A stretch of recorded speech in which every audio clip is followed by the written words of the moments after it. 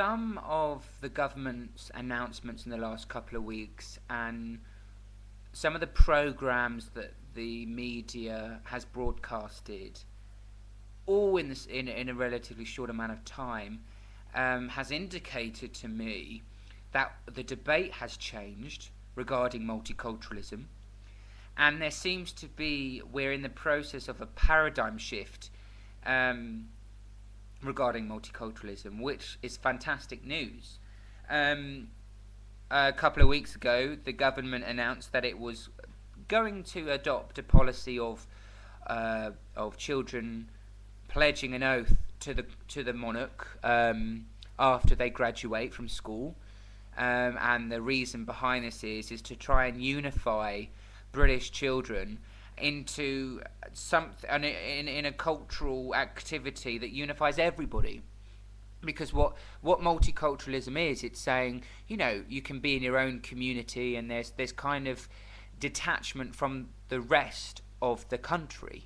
So you stay in, you don't have to really recognise that you live in Britain. You can live in your own small little communities and not really acknowledge that actually, there is a whole country out there. So the very fact that the government's recognising this is saying that actually multiculturalism has failed.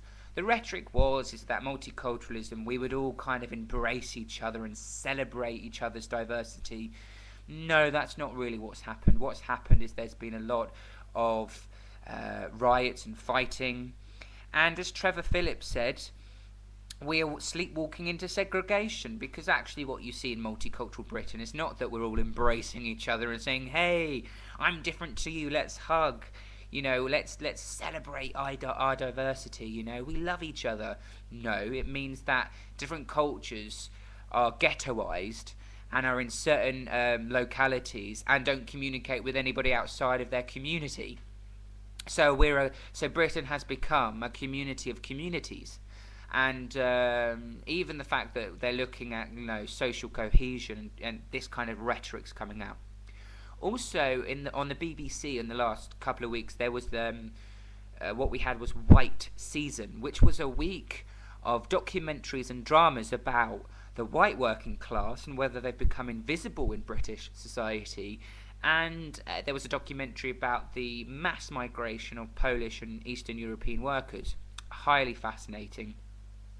To me, the very fact that we're having this debate shows that there is a process of a paradigm shift, because what the liberal elite used to do was throw around racism and say, oh, you're racist if you're talking about immigration. But the fact that in the last few years we've seen masses of migration from white Eastern Europeans, race has kind of gone out of the debate of immigration because they're white. But the problem is that because we're part of the European Union and because workers are entitled to social benefits, the same social benefits the British people are entitled to, a Polish worker can come to Britain and work for minimum wage, but be entitled to a host of benefits. So actually gets more from the government than contributes to the economy. So there's no quid pro quo, there's no something for something, and they're coming here, what they call benefit tourism, knowing that you're going to have a better life, not because of economic prosperity, but because of the welfare state. And that's really what people have. If we need jobs, and because the welfare state, there are British people that aren't working, it's like, well, we need immigrants. Well, yes, we do, but we're not making our British people work. And there was, in the documentary, there were young British thugs, and they did a terrible disservice to British people, because I don't want to work, I'd rather sign on and get my dole money. Because the fact of the matter is, British people could be doing these jobs, but the welfare state enables them to just sit on their arse all day and not work.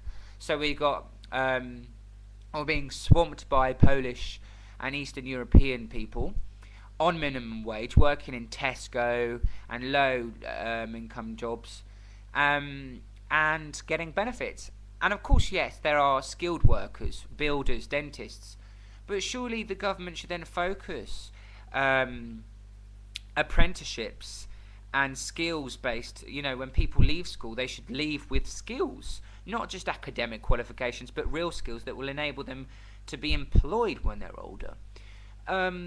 So what's really great is that we are able to talk about these things without being labelled a racist. I hope the debate carries on, because what I would love is for us to really talk about positive discrimination. In America, it's affirmative action, and that really needs to end. I think African Americans need to stop going on about their historic injustice and say, well, yes, positive discrimination is to say, you know, my ancestors were slaves. And I think we need to now say, no, enough is enough. There have been successive governments now that have apologised. When do we stop apologising? It wasn't me. It wasn't even my parents. Slavery didn't even exist with my grandparents. And these people didn't even experience slavery themselves. It's kind of this abstract idea that, yes, that was history. And what's an interesting fact is there are more white people in Britain that know about American history and slavery than black children. So that's just interesting. So this whole idea, this metaphysical idea that we need positive discrimination to balance the historical injustice is ridiculous. There may have been justification earlier on. I wouldn't have agreed with that, but not anymore. I think now that the debate has shifted, we're entering into a paradigm shift. I think let's draw a line under those days and let's enter a better debate now. And I think that it's easy to be very reactionary and be almost fascist about it, but that's why I think we've got a vacuum now, and I believe that libertarianism can fill that vacuum. No longer multiculturalism, but libertarianism, where we all value liberty, we all value individual liberty, and we all believe in the rule of law, not this bollocks that the Archbishop of Canterbury was spewing about Sharia law slowly being integrated into the law. Bollocks. No, we all should live under the same law, all equal under the law, all be treated equally under the law. The main principle, the rule of law. Comments, please. I want to know what people think in America. Multiculturalism, what's going on there? Did you even have it in the first place? And what do people think of affirmative action? So yeah, and British people, of course, what people thought about White Season on BBC, and what people think about the Pledge of Oath, the pledging an oath to the Queen. Okay, I think that's it.